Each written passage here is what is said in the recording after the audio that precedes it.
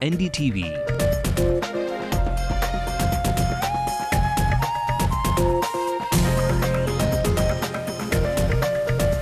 And you're watching NDTV Hindu.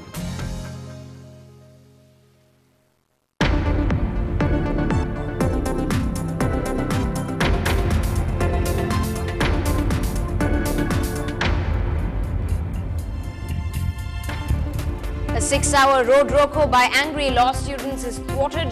The High Court fires a few orders and takes them off the streets. Meanwhile, 9 police officers have been taken into custody for harassing and beating up the victim in this case. Jayalalitha's clan raised their voices for the farmers of Sri Perambatoor. Villagers fear they'll lose their peace along with their land. Meanwhile, she also takes the turn to break bread with her Muslim brethren. The DMK's former ally TMMK makes their presence. Karti Chidambaram pulls out his clean slate, dismisses all accusations of creating a rift within the Youth Congress. It wasn't as if I was gate crashing into a party or something like that. The Foreign Secretary of India makes Karunanidhi a promise to send a senior officer to the island nation to assess rehabilitation. Early next month, we will be sending a very senior official of the Government of India to Sri Lanka. This is the Late Night News on NDTV Hindu. I am Evelyn Matthew. A look at some of the stories making headlines in the rest of the country. A cloudburst in Uttarakhand claims the lives of 18 children. Few are still believed to be trapped under the debris. Former Satyam chief Ramalinga Raju gets a bail, but the Andhra court orders that his treatment at his hospital be continued. A defiant Mamta Didi stands by her controversial remarks on Azad's killing, doesn't rule out the mediating talks. The government comes under attack over the nuclear liability bill. Mulayam and Lalu say the Congress let Modi off for BJP support. The agitating students of the Ambedkar Law College fell in line today after a 6-hour strike, thanks to an order by the Madras High Court. The students were asking for action to be taken against the police officials who allegedly beat up one of their fellow students to death. In the latest development, after the Madras High Court has ordered cases to be registered, cases have been filed against 2 sub-inspectors, 2 inspectors, 2 head constables and 3 police constables for allegedly harassing the victim, Ashok Kumar. The students of the law college have decided to go on a hunger strike tomorrow, condemning the police atrocities, and in a short while from now, upon the court order, Ashok Kumar will be shifted from Chengalpet General Hospital to the Apollo hospitals for further treatment. Now this happened after a 6-hour road roko was arranged by the students of the Ambedkar Law College, also bringing the entire traffic in that area in the Paris Junction to a standstill. Let's now go across to our reporter Shabir Ahmed, who joins us over the phone line with more details on this case. Shabir, give us some more clarity at this point. Is the student Ashok Kumar still alive? What are his parents saying? Well, what do we know at this point in time is that student Ashok Kumar is alive and he is in critical stage.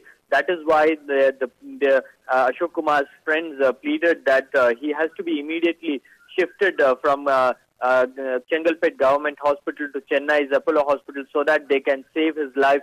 But there are also several other theories doing rounds. One is that they say that Ashok Kumar attempted to commit suicide, but that is not the case.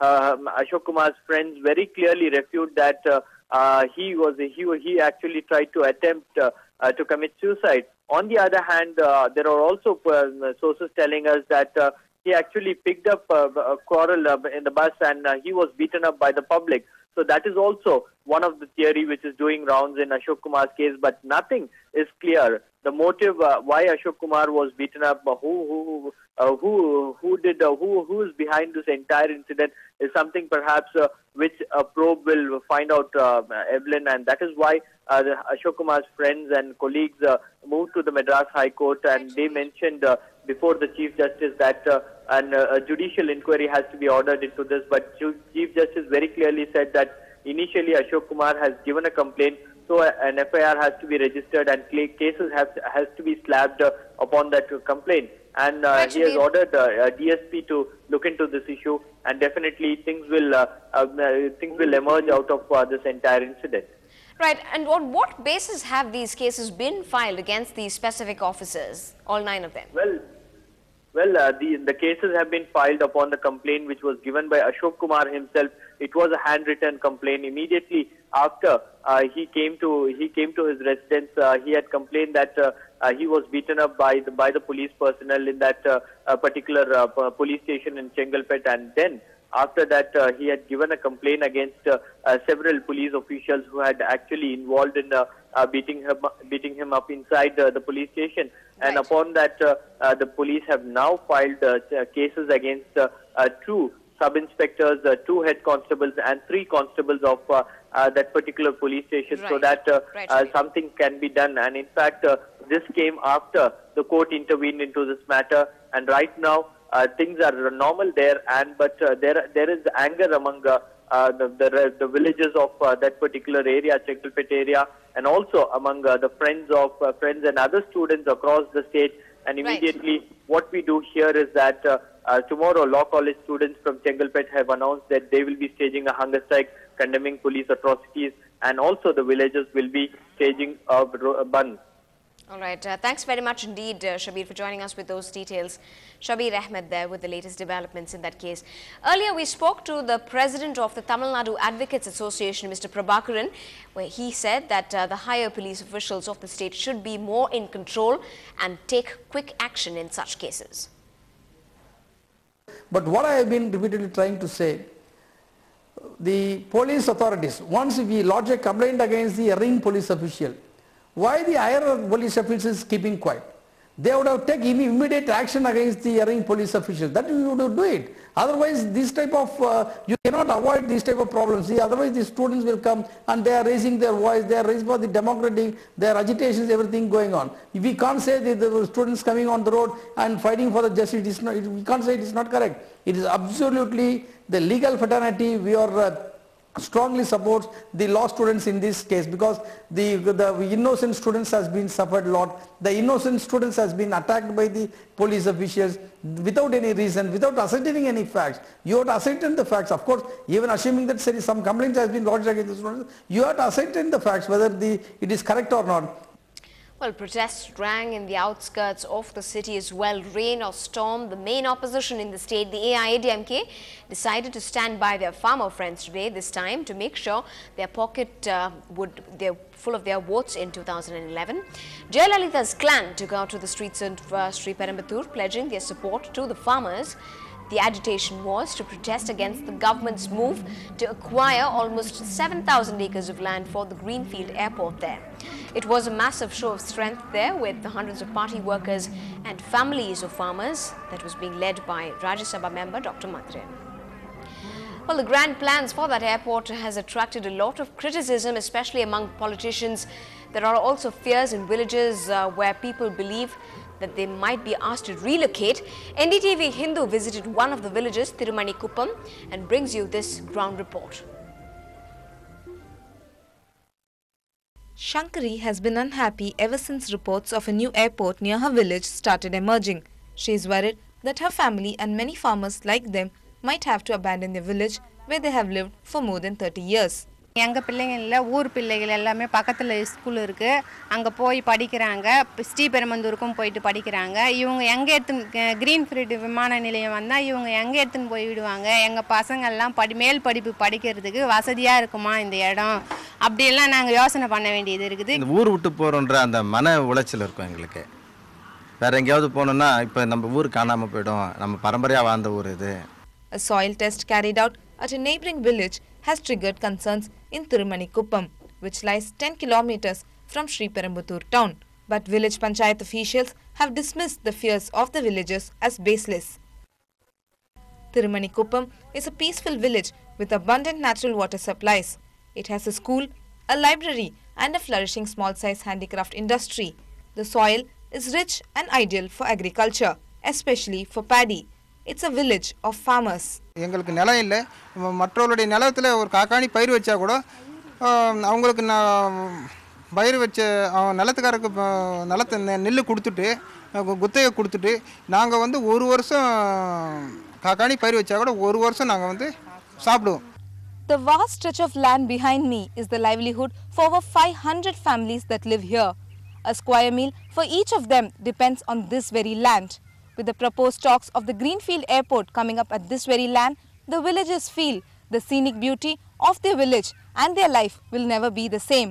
In Thirumanikuppam village, with camera person Raja Singh, Lokpriya, NDTV Hindu. Well, in yet another turn to score with the minority communities in the state, Jayalalitha's Iftar party today was attended by an interesting visitor. The chief of the TMMK, M.H. Jawaharlal, who was with the DMK alliance till recently, also attended by MDMK chief Vaiko, CPI state secretary B. Pandian and Varadarajan and other small parties. The occasion proved to be quite a show of her alliance strength. காலம் எட்டி உதைத்துவிடும். ஆனால் கொடுத்து உதவுகிற ஈகை குணம் கொண்டவர்களை வரலாறு தன் குறிப்பேட்டில் என்றும் பதித்து வைத்துக் கொள்ளும், புகழ்ந்து மகிழும். அரசியல் கட்சியினுடைய தலைவர் என்கிற முறையில் எங்களுடைய மாண்புமிகு அம்மா அவர்கள் கடந்த 13 ஆண்டு காலமாக இந்த இஃப்தார் விருந்தை தொடர்ந்து நடத்தி கொண்டிருக்கிறார்கள். இப்படி எந்த அரசியல் கட்சி தலைவரும் இந்தியாவில் மட்டுமல்ல உலக அளவில் யாரும் அப்படி நடத்துவதாக எனக்கு தெரியவில்லை. இன்னும் தொடர்ந்து நடத்துகின்ற எண்ணம் தான் அவருடைய மனதில் இருக்கிறது. Well, in other news, the Indian Foreign Secretary Nirupama Rao called on Tamil Nadu Chief Minister M. Karunanidhi today with the Lankan Tamil rehabilitation issue top on her agenda. She said India was determined to accelerate the pace of rehabilitation and that a consulate will be set up this year in Jaffna. Ms. Rao also assured the Chief Minister that an envoy would be sent to Sri Lanka next month to assess the rehabilitation process in the country.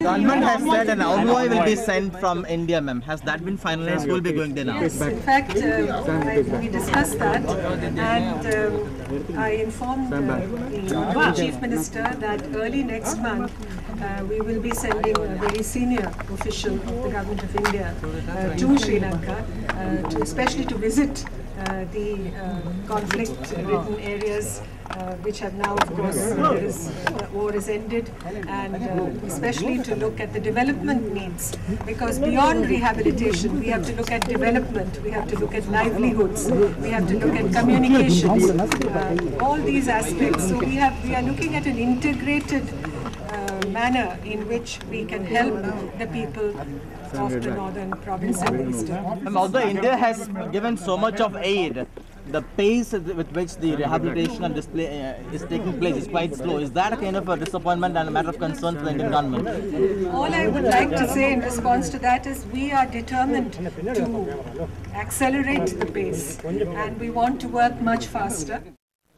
In news from some of the other political circles in the state, on Monday, Tamil Nadu Youth Congress leaders had lashed out at compatriot Karthi P. Chidambaram, accusing him of making repeated attempts to create a rift within the Youth Congress. But clearing the air for us and speaking exclusively to our executive editor Sanjay Pinto, the AICC member has dismissed all the accusations against him. Yuvraj, the Youth Congress president has accused you of going uninvited to No, I would not like to take issue with the young man. I attended he says 5. No AICC member should attend. Let me clarify. I attended 5 meetings on Sunday, on Independence Day. Kumbakonam, Thiruvarur, Tiruthraipundi and 2 in Vedaranyam. I was invited by various Congress functionaries to attend various meetings and various events. And one meeting I was invited. There is even an invitation along with a former MP, along with the 2 sitting Congress MLAs, one of whom who is the longest standing Congress MLA, 5-term Congress MLA, with a former deputy mayor, current deputy mayor of another city. So I was invited with a host of other Congress functionaries to attend a function of the Youth Congress. It wasn't as if I was gate crashing into a party or something like that, and I was invited. I think it's not customary for an AICC member to attend. Have you got a show cause notice also? No, I have not received anything. I mean, I think I have not received anything. Nobody has spoken to me about it. Whatever I see, I'm seeing it from the press. Okay, and also they also say that he says that you don't have the mandate of Rahul Gandhi to to talk about these issues, especially on alliance, on seat sharing and I'm expressing the view, as I've said in a meeting in Tirupur, I'm expressing the view of the unheard, unsung worker of the Congress Party. And you stand by it? I stand by it. Now, the superbug scare continues to make headlines and send a shiver down a few spines. But the big question now is whether the medical fraternity is overusing antibiotics. That is, making bacteria develop multi-drug resistance. For instance, patients are given antibiotics after a medical procedure not because they're affected, but to reduce chances of infections. But to that, doctors are now saying caution and optimal use of antibiotics is the answer. The main reason why you get a superbug or you get superbugs is because of the indiscriminate use of antibiotics. To go about it in the most scientific way, improve our hospital setup, restrict the number of visitors entering the hospital, and if infection has occurred, identify the organism, use the specific antibiotic. And pre-operative antibiotic or post-operative prophylactic antibiotics must be stopped. They can have only one injection of an antibiotic, that's all. So these are the ways in which you can prevent superbugs forming. Well, while some allege that it was a deliberate bias against India and the entire government, they say that there is a need to find out whether some ulterior motives were behind the claims. N. Ram, the editor-in-chief of the Hindu group publication, said that the need of the hour was to work out ways to tackle the problem. Real issues, real risks, and what needs to be done. I think we are barking up the wrong tree by resorting to this ultra-patriotic posture, blaming them and saying, oh, this is going to affect medical tourism and so on. Well, staying with medicine and the facilities, there appears to be an acute shortage of paramedical staff, not just in rural areas, but also in the cities. But now, private enterprises are stepping up to address the issue.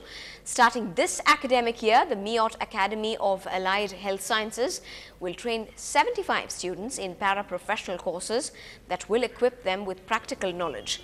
Bachelor's courses in accident and emergency care, cardiac pulmonary care, critical care, anesthesia technology and physician assistant and radiology are to be started. These 3-year courses are being held in affiliation with Dr. MGR Medical University. Students with 12 standard qualification are eligible to apply. The last date for applications will be the 30th of this month. Basically, what this does is, being a skills-based course, people will have employment opportunities very easily, because many hospitals, especially with the healthcare scenario as it is in India, where the needs are great, these people will be trained in skills. They would be given vocational guidance, and the employment opportunities would be great. Secondly, this will make the healthcare itself more caring and more cost effective, because what they will be trained in is to assist doctors. Now, have you ever regretted buying products just because the advertisements were attractive and gave you false hopes of winning a grand prize? Well, a lot of us have at one point or the other. Well, here's a man who did just that and then took on the manufacturer for deceiving him. Pir Muhammad brings us this case study.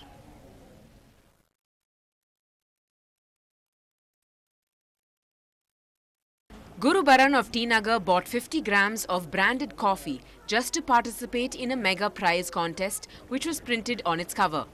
But it was a huge disappointment for him when he found on its inner cover that the scheme was not applicable in Tamil Nadu.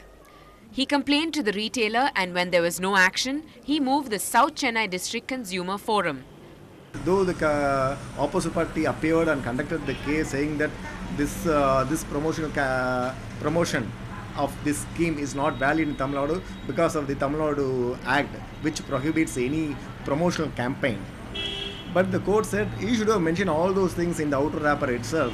The South Chennai District Consumer Forum ordered the coffee brand to compensate the consumer with 10,000 rupees for causing mental agony. If it is not applicable to any region or to any part of the state, they should not be exhibiting it at all. They should not be showing it. They should not be advertising on it. But the manufacturers, they on the whole apply the same kind of tactics in the regions where they are not applicable also. Consumers rarely take the trouble of going to the court to settle their issues with big brands. The price schemes with fast-moving consumer goods are often misleading. The court judgment in this particular case is a big relief for the consumers. In Chennai, Peer Mohammed, NDTV Hindu.